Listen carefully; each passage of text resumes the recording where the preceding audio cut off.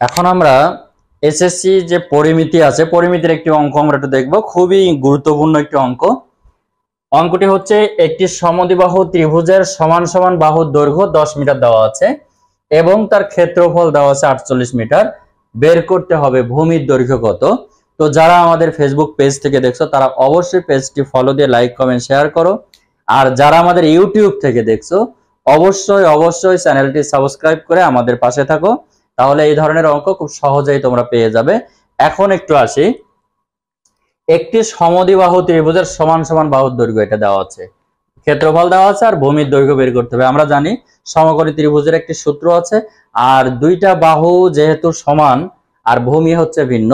তো এখন ব্যাপার হচ্ছে আমরা নরমালি একটি সূত্র জানি কি সমদ্বিবাহুর ক্ষেত্রে, সমদ্বিবাহুর ক্ষেত্রফল ইজ ইকুয়াল টু আমরা জানি b/4√4a² মাইনাস b²।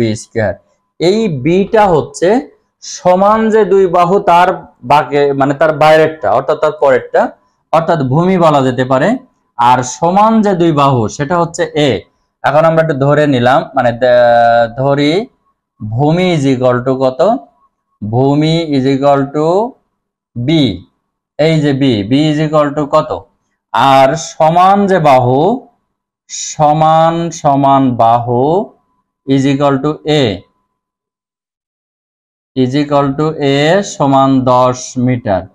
এখন ভূমির মানটা বের করতে হবে আর ক্ষেত্রফল দেওয়া আছে ওইটা।